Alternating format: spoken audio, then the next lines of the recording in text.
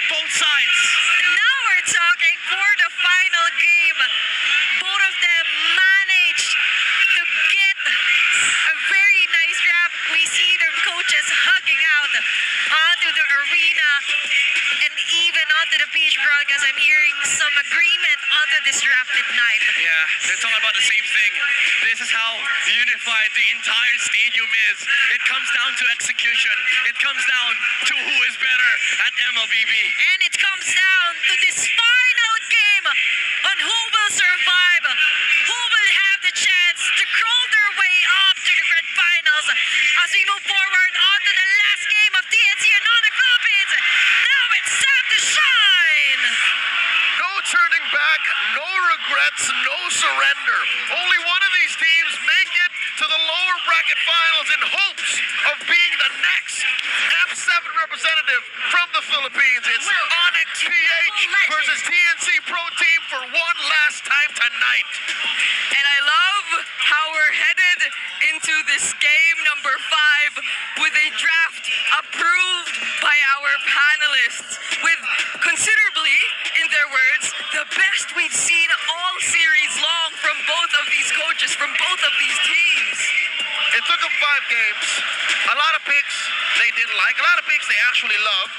But now, unanimously, both Onic and TNC are coming in fully loaded, 150% ready to fight for their chance.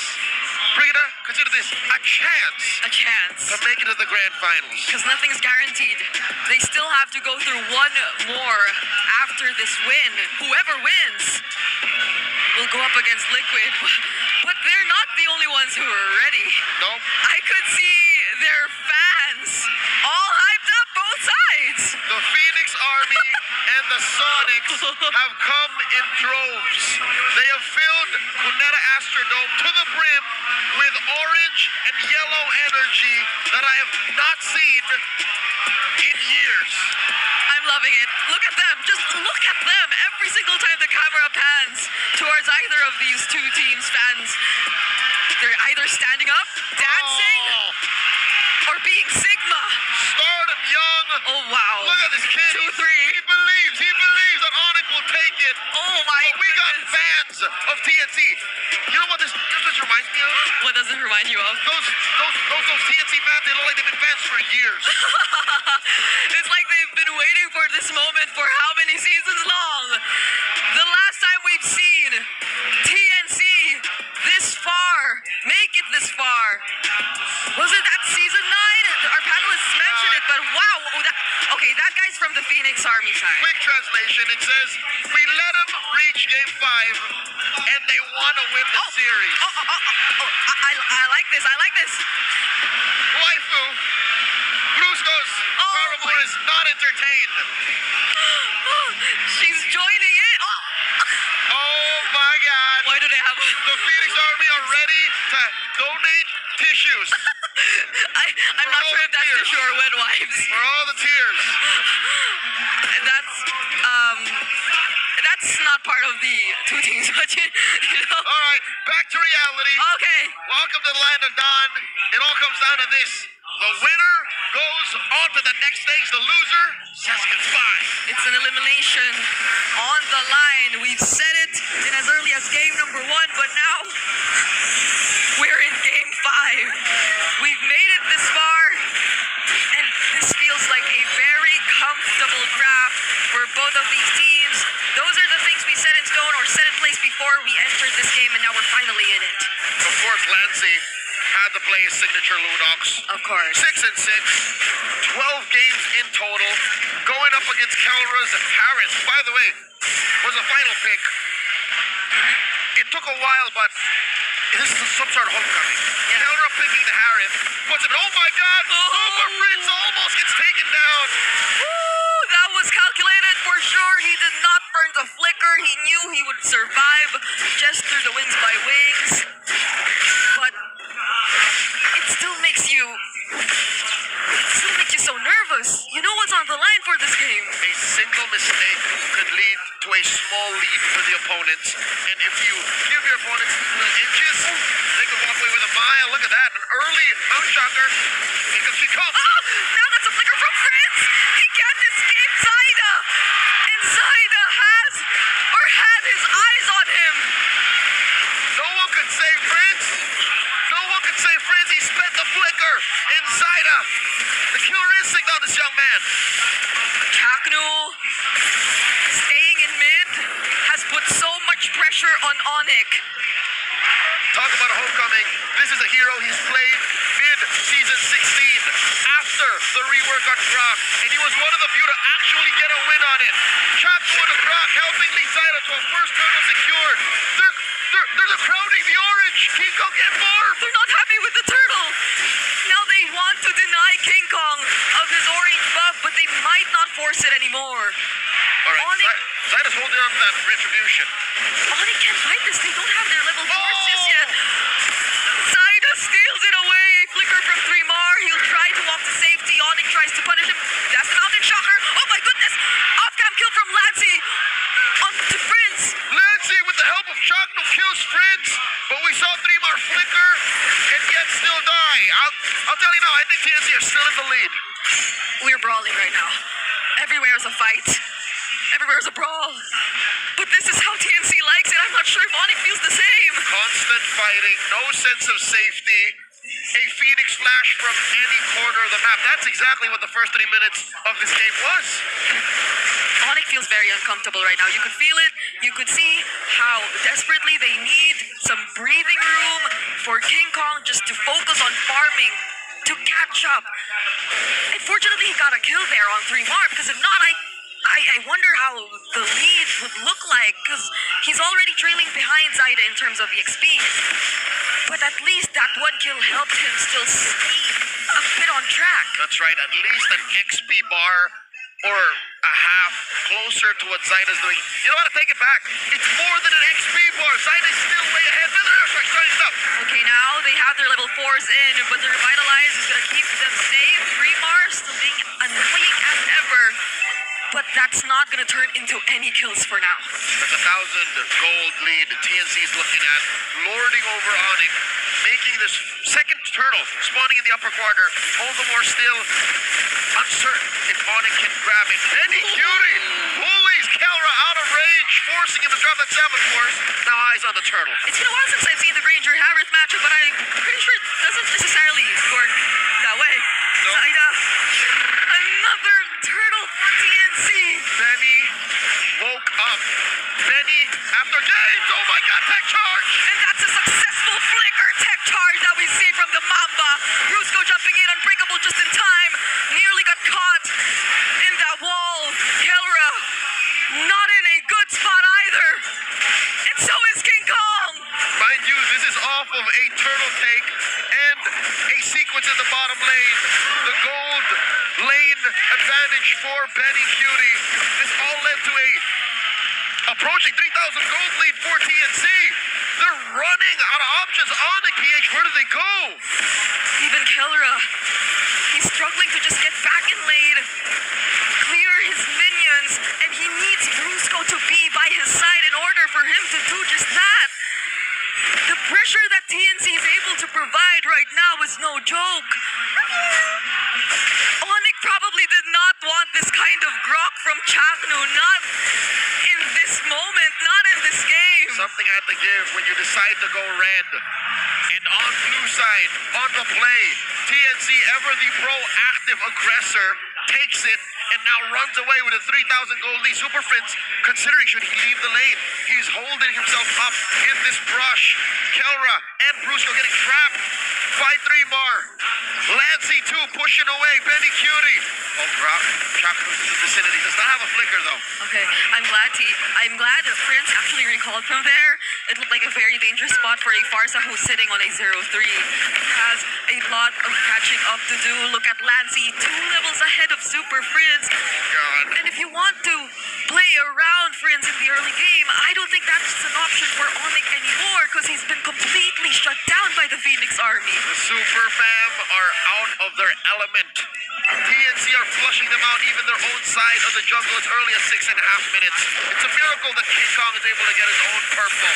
Chaknu has been more than menacing. He is intimidating. He's a walking Terminator. He is Arnold Schwarzenegger, and he's back. Chaknu doesn't land the tech charge, but because of that, King Kong has no way to go. Zaida picking up his third kill of the game, and all Onic could settle for is a turret down bottom. And that's a trade. It's a losing trade, but something nonetheless for Onyx. They're down 5,000 gold. They push in mid. Lancey's reps on this Lunox are paying off. TNC, the end is nigh. The Phoenix Army knows this. As the Filipino broadcast would say, all the MMR he's accumulated, it's all worth it. Again, I can't remember seeing sprints in this kind of position. countless scrims, multiple experiments in their training room. This is what TNC was building up to. Who'd have thought that they would go this deep, that they would take Onic, the M6 World Champions, the Season 14 champions, one of our MSC reps in the recently concluded EWC, to the limit. There's nothing Onic could do here. Again, best case scenario. They somehow get farm on Keller. He hasn't died yet. Super Fins, that's a lost cause. Like, he's going to passively get farm after the minute mark. There it is. But really, my money's on Keller. Like, he has to channel his old Omega days, his old execration days where he was the only carry. We gotta see the gold standard in action to save this game for Onic. I'll get you one better. We need more than the gold standard now. We need the Filipino savage. Kelra needs to unlock that, but he can't do it alone. They're going to have to get nothing short of a miracle. I don't think the game is built the same way as it was. Kirk with the flicker. Brusco actually jumped in there, but it wasn't gonna be worth it. Kazaida just dealt with every single member of Onic trying to attack from a distance. What were they thinking? Were they just buying time? Primo with the man-to-man defense. Checking on Kelra, keeping tabs on the Harris. This is too devastating. You lose your holy shields 8 minutes in the game. You lost your first holy shield 8 minutes in the game. Two tier 2s down. It's just the mid left standing. Not even a question if Onyx should contest. They are in no shape to do so. Chaknu standing menacingly next to this turret as his minions take care of it. Onyx have put nothing on the board yet, but a push down bottom and a single kill. I feel like they desperately wanted to do something. They knew the Lord was coming up. They wanted to look for at least a kill or a way to get in some farm, but Chaknu! Another flicker forced out of Super Prince. This is such an uncomfortable game for the Monster Mage. The Phoenix Army are putting up a wall. They are uniting in their cause to provide the moral support that TNC needed. Bring it up. We're going back in time. The last deep run that TNC had was in 2022, in the midst of the pandemic. They were this close to making it to MSC 2022. And they're just a few moments away, a few kills, turrets, from getting to do that exact same run and achievement, if not more. They are 10,000 gold up, and they're about to break into Onyx PH's base. Look at this, kick on! Got too much on 3 more, flickers out! He's still alive! Onyx don't even get the kill on 3 Mars. Ida Thorn Rose to keep himself safe. But their turret in mid is barely up. They have a full wave approaching their base, but Onyx get to deal with it. For now. Bottom lane, maybe they're gonna be up next. King Kong very low, gets taken down by Zaida. King Kong can't survive that. 26 minutes before we see the Sigma jungler back. Could this be it? That's way too long. Onyx need all 5 members to defend. TNC, they have a decision to make. Do we force this now or do we wait for the Lord? TNC slowly but surely circling around their prey. Dreamer gets caught up. The minions have spawned. The Zaida want to go in. Dreamar tanking a lot of damage. Zaida finally joining the fight. Salmon Force already committed by Keller. Brilliance by Lancey as well. They flushed him out for now. But Chaknu, he still has a tech charge. Do they want to go for a team fight? I think the The call for TNC is to take their time, take it slow. Approaching the 12K gold lead. Where exactly is this money? How bad exactly is the economy for Onic? Because 12K between them, right? 12 minutes in. I'd say that's 2 items between their cores. It's that bad. It's not bad. It's so bad. It's miserable. It's been a while since we've seen Onic PH put in a position like this.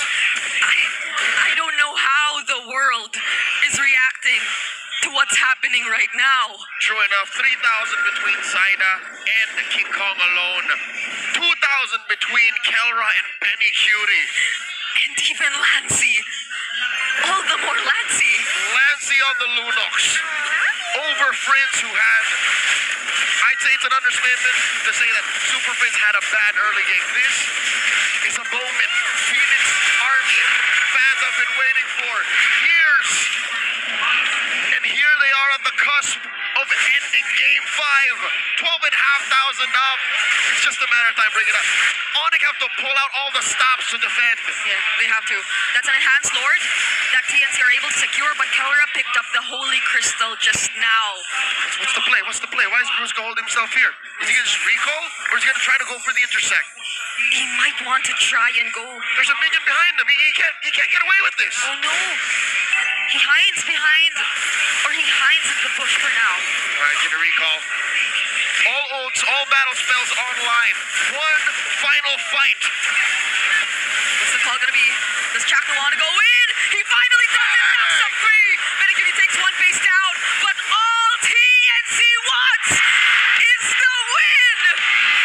The Phoenix Army rise over